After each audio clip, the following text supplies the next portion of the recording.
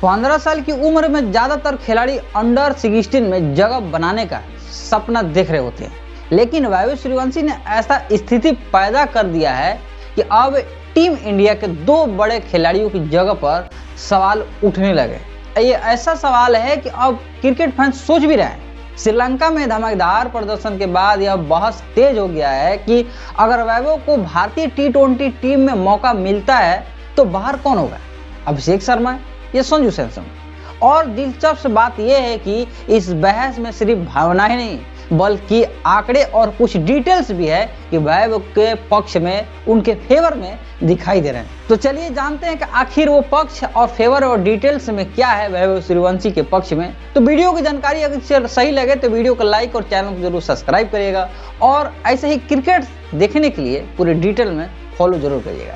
तो चलिए अब शुरू से शुरुआत करते हैं। तो देखिए, भारतीय क्रिकेट में जब भी युवा खिलाड़ी कोई भी तेजी से आगे बढ़ता है तो उसकी सिर्फ एंट्री एक नई शुरुआत नहीं होती है बल्कि किसी स्थापित खिलाड़ी के लिए चुनौती भी बन जाती है। इस समय वैभव सूर्यवंशी को लेकर ठीक वैसे ही चर्चा चल रही है। श्रीलंका में ट्राई नेशन में वनडे सीरीज 2026 के दौरान उनकी बल्लेबाजी ने चयनकर्ताओं का ध्यान अपनी ओर खींचा है और अब यह सिर्फ भविष्य के खिलाड़ी नहीं बल्कि वर्तमान के चयन का बहस का हिस्सा भी बन चुके हैं। मतलब कि अब चुनौती दे रहे हैं बड़े खिलाड़ियों को भी।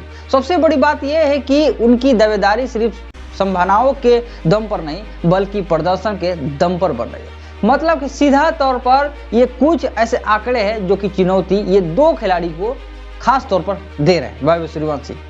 अगर जनवरी 2025 से 21 जून 2026 तक के T20 आंकड़ों पर नजर डालें तो भारतीय बल्लेबाजों में सबसे ज्यादा रन बनाने वाली की सूची में अभिषेक शर्मा 69 मैचों में 68 पारियों में 2488 रन के साथ पहले स्थान पर है, ये ध्यान रखिए।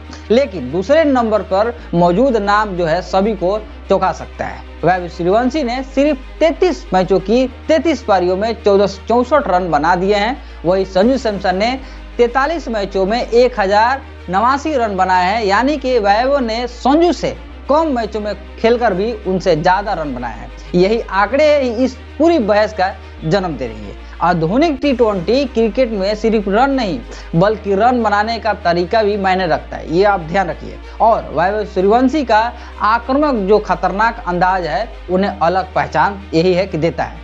IPL भी उन्होंने कई बार IPL में दिखाया है कि वो बड़े मंचों के दबाव से पहले घबराने वाले खिलाड़ी में से नहीं है। वो काफी सोच समझकर फिलहाल वो आगे बढ़ रहे हैं। IPL में भी देखे और यहाँ श्रीलंका की ट्राई में भी देखे। लेकिन सिर्फ रन देखकर टीम नहीं चुने जाती, यहाँ से असली कहानी शुरू होती है। अगर भूमिका के हिसाब से देखा जाए तो वैभव की सबसे सीधी टक्कर अभिषेक शर्मा से बनती है। दोनों बाएं हाथ के बल्लेबाज हैं, दोनों ओपनिंग करते हैं और दोनों का सबसे बड़ा हथियार पावर प्ले में खतरनाक बल्लेबाजी है। पिछले कुछ समय में भारतीय T20 रणनीति भी तेज शुरुआत पर आधारित रही है। अभिषेक शर्मा उस रणनीति का अहम हिस्सा रहे जो कि अभिषेक शर्मा पहले स्थान पर हैं। उन्होंने अंतर्राष्ट्रीय क्रिकेट में खुद को साबित किया है और कई मौके पर भारत को विस्फोटक शुरुआत दिलाई है। ये किसी से छुपा नहीं है और सबको ये जानता है कि अभिषेक शर्मा जब बल्लेबाजी करते हैं तो कैसा तूफान आता है।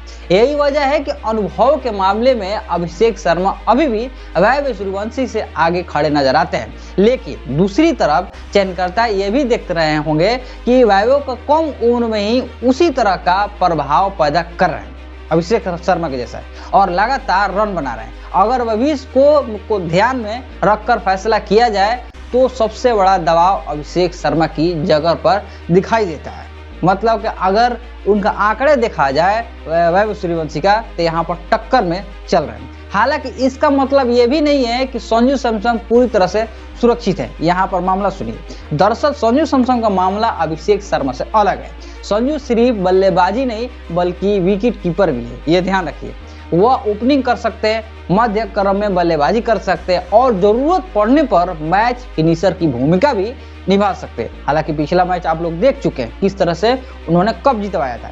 इसके अलावा वो दाएं हाथ के बल्लेबाज है जिससे टीम को लेफ्ट राइट कॉम्बिनेशन का फायदा मिलता है। यही कारण है कि संजू को बाहर करना सिर्फ एक बल्लेबाज को बाहर करना नहीं होगा, बल्कि पूरी टीम कॉम्बिनेशन को बदलना होगा। भले ही उनके रन अभिषेक शर्मा वैभव सूर्यवंशी से कम दिखाई दे रहे हैं, लेकिन उनकी भूमिका अलग है और यही बात है उनके चयन के दोनों मतलब की दौड़ में मजबूत बनाती है। मतलब कि वैभव सूर्यवंशी और अभिषेक शर्मा के दौड़ में उनको संजू का मजबूत बन जाता है आंकड़ा। यही पर चयनकर्ताओं की असली चुनौती के सामने आती है कि एक तरफ अंतर्राष्ट्रीय क्रिकेट में खुद को साबित कर चुके खिलाड़ी, दूसरी तरफ 15 साल के ऐसा बल्लेबाज जिसने अपने प्रदर्शन से दरवाजा इतनी जोर से खटखटाया है कि अब उसे नजरअंदाज करना मुश्किल होता जा रहा है। काफी गंभीर पैदा हो जा रहा है गौतम गंभीर के लिए और अजित अगरकर के लिए।